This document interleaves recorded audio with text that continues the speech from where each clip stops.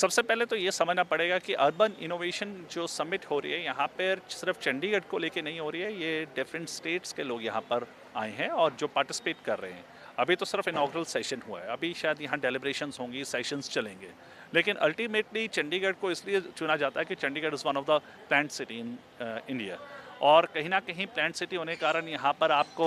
एसटीपीज मिलते हैं, आपको सॉलिड वेस्ट प्लांट आपको मिलता है, आपको पानी की वाटर सप्लाई की प्रॉपर पोर्टेबल वाटर की सप्लाई मिलती है, टर्शरी जो है सीवर ट्रीटमेंट प्लांट से टीटी वाटर आता है उसका सप्लाई मिलता है। तो चंडीगढ़ में कहीं ना कहीं बहुत कुछ सीखने को मिलता है, इसलिए मुझे लगता है कि समिट यहाँ कराने का फैसला हुआ होगा। लेकिन जहाँ तक चंडीगढ़ की बात है कि चंडीगढ़ में इसलिए हमने करवाने का मुझे लगता है कि हमें फ़ायदा होगा कि जो डिफरेंट स्टेट से डेलीगेट्स आए हैं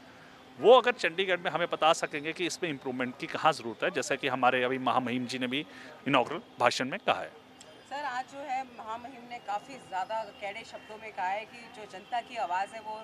सुननी चाहिए, चाहे वो कर्मचारी हो, चाहे वो कोई भी हो। जनता की आवाज़ जो है पुरजोर जो है उसकी उसकी सारी खामियां जो भी जो वो लेकर आता है उसकी पूरी होनी चाहिए। आप इस बारे में क्या कहना देखिए, चाहेंगे? मैं तो जो महामहिम जी ने जो आज शब्द कहे हैं वो सच में ऐसे लगा कि एक जनरल पब्लिक की आवाज़ बोल रहे हो, और बहुत खुशी मिली जिस प्रकार उन्होंने, देखिए कैसे कहा कि ऑफिस में लाइट्स ऑन रहती है, कर्टन्स को खोल कर क्यों नहीं रहते हैं, पर्ची देकर क्यों एक जन मतलब जो जनता को अंदर आपके दफ्तर में आने की ज़रूरत है, दफ्तर में धक्के खाने की क्यों ज़रूरत है। उन्होंने कहा कि जो लोग प्लानिंग करते हैं, सपोज अगर उन्होंने प्लानिंग की है, उन्होंने कोई रेनोवेट किया है, अगर उन्होंने सीवेज की लाइन डाली है तो वो 2.5 साल बाद क्यों ख़राब हो रही है, इसका मतलब उनका विजन प्रॉपर नहीं था।